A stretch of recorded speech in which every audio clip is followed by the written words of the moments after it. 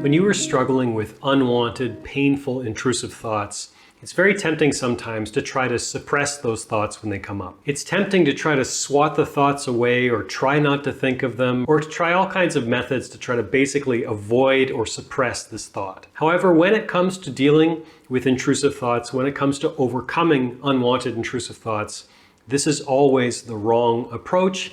In today's video, I'm going to go into exactly why it's the wrong approach and give you some ideas for what to do instead. My name is Zachary Stockill, and since 2013, I've been working with men and women from all over the world, helping them overcome unwanted intrusive thoughts about their partner's past, helping them overcome retroactive jealousy. If you'd like more information about my work, please visit my website at retroactivejealousy.com. By the way, for the people here for the first time, the term retroactive jealousy refers to unwanted intrusive thoughts, often obsessive curiosity, and what I call mental movies about your partner's past relationships and or sexual history.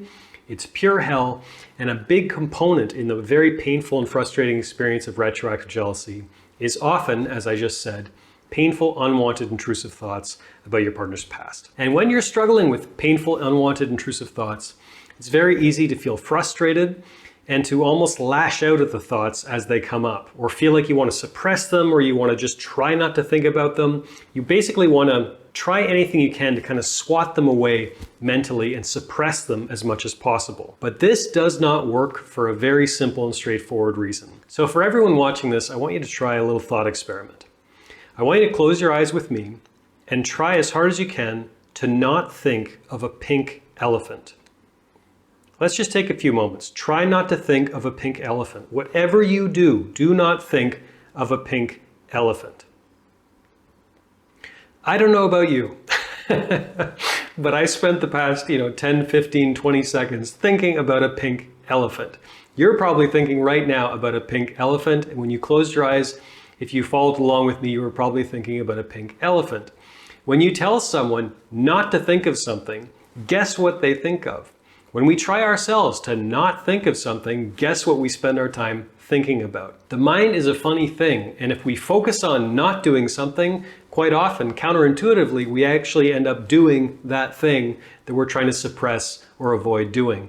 Or in this case, thinking about that thing that we're trying not to think about. This, in a nutshell, is why trying to suppress unwanted intrusive thoughts doesn't work. Because in the act of trying to suppress the thought, you're still feeding that thought with energy. You're still subconsciously focusing on that thought, energizing that thought, even though you're trying your best to suppress or avoid or ignore it. So this raises an interesting question. What to do instead? Rather an obvious question. Okay, Zach, you're saying don't suppress unwanted intrusive thoughts, so how should I respond to unwanted intrusive thoughts? I give you all kinds of tools in my online courses, in my ebook, in this channel. I've given many tools. There are many different options for dealing with painful, unwanted, intrusive thoughts, and I try to give you as many as I can, and there are many options for you in these scenarios. And today I'm just going to focus on one very briefly. So nowadays, everyone and their dog is extolling the virtues of meditation and or mindfulness practices. Everyone's talking about meditation. There's all kinds of meditation apps, and many of your favorite celebrities are probably talking about the benefits of meditation. My intention is not to oversell meditation or mindfulness practices, but to encourage you to think of them as a very powerful tool, especially when it comes to overcoming unwanted intrusive thoughts, whether those thoughts are about your partner's past or anything else. So when you build up some kind of meditation or mindfulness routine, it's kind of like going to the gym, right? So if you go to the gym once and you just work as hard as you can and work out as hard as you can for an hour, it's still not going to create a miracle overnight. You're not going to be shredded overnight. You're not going to have a sexy six-pack overnight.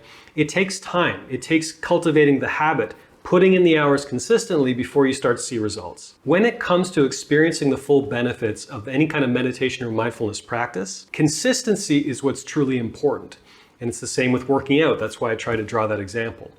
I think it's far better to meditate or engage in some kind of mindfulness practice for 5 or 10 minutes a day, every day, than it is to meditate, for an hour or two a week. It's much more important to be consistent, even if you only have a spare 5 minutes. Because when you embark on some kind of meditation or mindfulness routine, you're gaining many benefits from that routine, including stress reduction, including anxiety reduction. There's all kinds of benefits. However, one of the benefits that isn't often discussed is that you start training your brain to kind of observe thoughts, note thoughts, but not respond to them.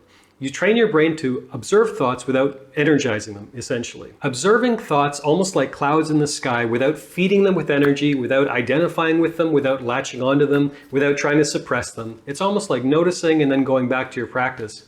And you're building up this habit of simply letting thoughts go rather than ignoring them, rather than trying to suppress them, and especially for our purposes, rather than energizing them. So I would encourage you to seek out some kind of basic mindfulness practice, some kind of basic meditation routine.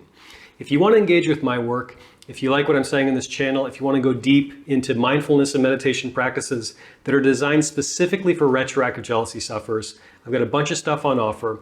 I've got 2 premium online courses, which you can get details about in the link below. Many guided meditations throughout those courses. I've created 2 separate audio guided meditation series designed specifically for retroactive jealousy sufferers. You can find information about those below as well. But if you don't want to engage with my work, that's totally fine too.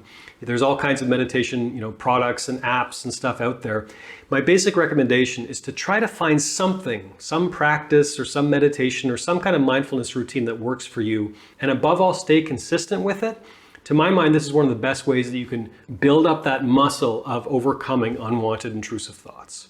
Thanks for listening. Thanks for watching. If you got anything out of this video today, please take a moment to let me know by clicking the like button below. I'll also ask if you wouldn't mind leaving a comment, telling me what you think. I would appreciate your feedback. And while you're at it, please be sure you are subscribed to my channel to be notified of new videos moving forward.